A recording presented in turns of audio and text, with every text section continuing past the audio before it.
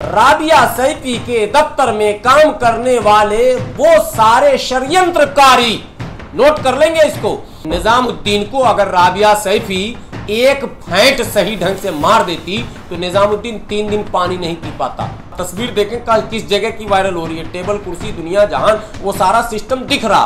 राबिया सैफी के कैरेक्टर को गलत पेश करने का ये एक सोचा समझा प्लान है।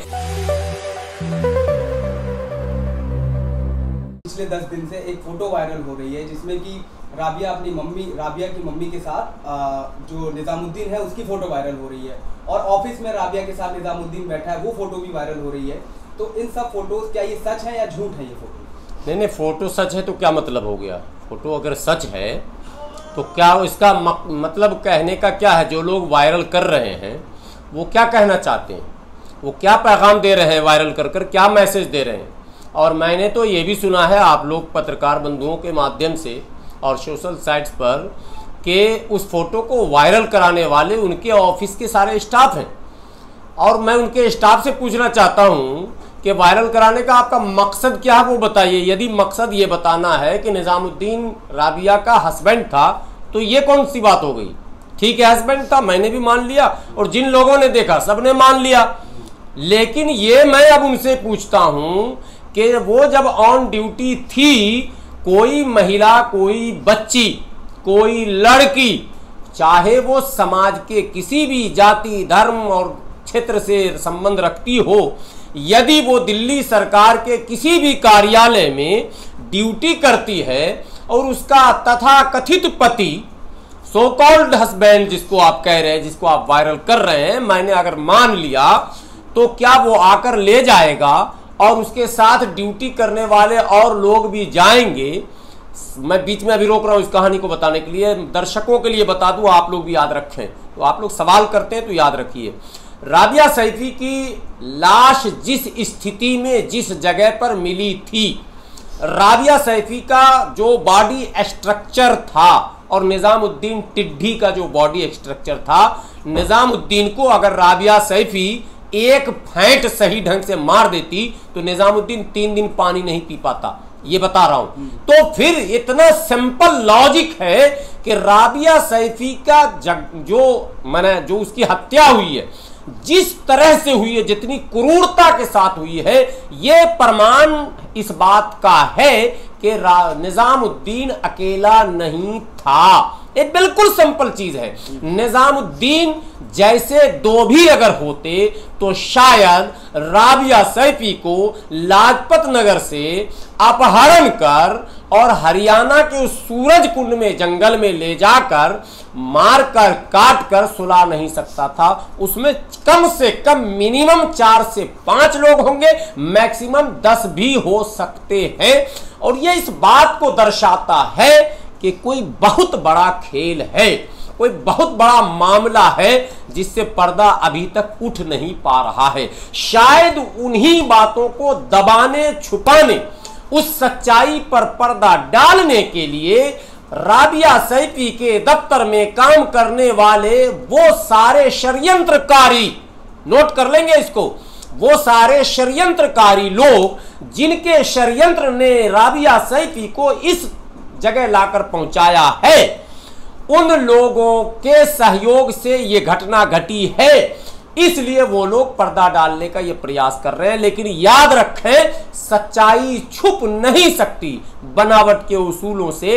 ये आपने सुना होगा, वो चीज आज हो, कल हो, चाहे जितने दिन बाद हो, चाहे दिल्ली सरकार उस सच्चाई को छुपाने के लिए, उस हकीकत पर पर्दा डालने के लिए पूरी ताकत लगा दे और केंद्र की सरकार से अनेकों समझौते कर ले अंदर खाने, ताकि तुम मुझे बचाओ मैं तुझे बचाऊं। वो आपने सुना होगा, तू मुझे कबूल और मैं तुझे कबूल। ये मामला दिल्ली सरकार और केंद्र सरकार में चल रहा।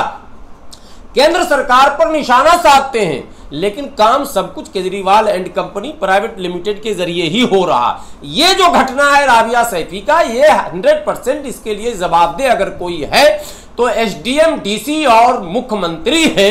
मैं तो निवेदन करता हूं केंद्रीय गृह मंत्री अमित शाह जी से और दिल्ली के एलजी महोदय से कि आप संज्ञान लीजिए, इंटरफेयर कीजिए और आप ये बात जनता के बीच कम से कम मैसेज दे दीजिए कि साठ गांठ नहीं, केजरीवाल ही ये सब कुछ कर रहा है, तो शायद जनता का विश्वास आपके प्रति बढ़े, वरना जनता का दोनों के ऊपर जो है शक जा रहा है। और बार बार जनता ये कह रही कि केंद्र सरकार और राज्य सरकार की मिली भगत की भेंट चढ़ गई ये हमारी बहन राबिया सैफी।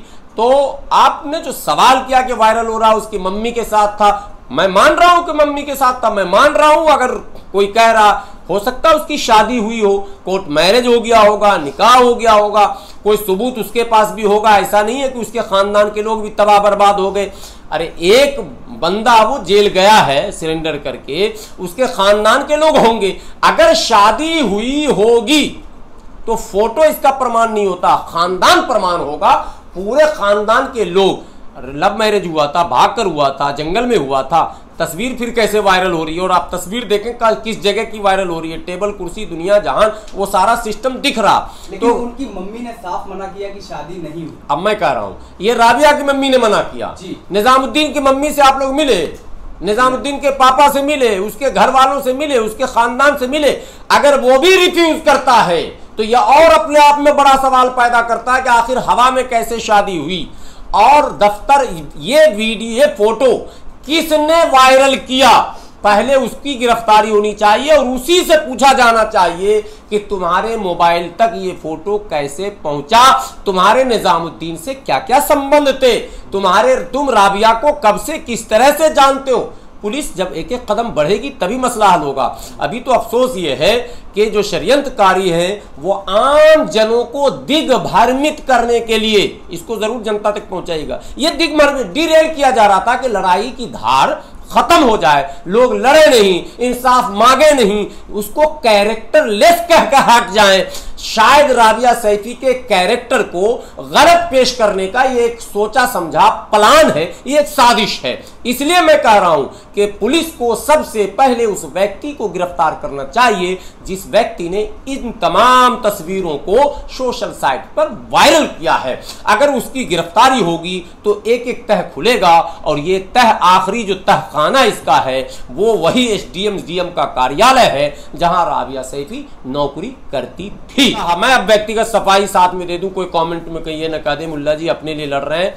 चाहे हाथरस की घटना हो, चाहे वो दिल्ली कैंट की घटना हो, चाहे इससे पहले बिहार में जो नंगा घुमाने का मामला आया था प्रकाश में, और उससे पहले जितनी घटनाएं घटी थी, तमाम घटनाओं में न केवल हमने बयान जारी किया है बल्कि जहां जहां सोशल एक्टिविस्टों का जमावड़ा हुआ वहां हम लोग मौजूद रहे और वो हर तरह की आवाज उठाई गई जो आवाज उठानी चाहिए थी। इसलिए हम लोग जब धर्म से ऊपर उठकर काम कर रहे हैं, दलगत भावनाओं से ऊपर उठकर काम कर रहे हैं, क्षेत्रीय भावनाओं से ऊपर उठकर काम कर रहे हैं, तो वो फिर कौन सी शक्ति है जो कुछ सामाजिक कार्यकर्ताओं को दलगत भावनाओं से ऊपर उठने में रोक रही है? ये चिंता का विषय है। ये आपके चैनल के माध्यम से विनती है, पहुंचाइए। और हाथ जोड़कर विनती कर रहा हूं, यदि ये रविश बढ़ गया, आगे तक चला गया, तो ये देश के दबे कुचले लोगों के लिए बहुत ही बुरा हो जाएगा। फिर कौन किसकी आवाज उठाएगा साहब? वो ये कहेगा उसका है, वो ये कहेगा उसका है। वो राबिया सैफी न केवल मुसलमान की बेटी थी बल्कि वो दिल्ली की बेटी, भारत की बेटी थी और पूरे इंसानियत की बेटी थी, हर उस बाप की बेटी थी जिसके सामने बेटी खड़ी है। इसलिए इंसाफ के लिए सबको आगे आना चाहिए। चैनल को लाइक, शेयर एंड सब्सक्राइब करें और बेल आइकन दबाना ना भूलें।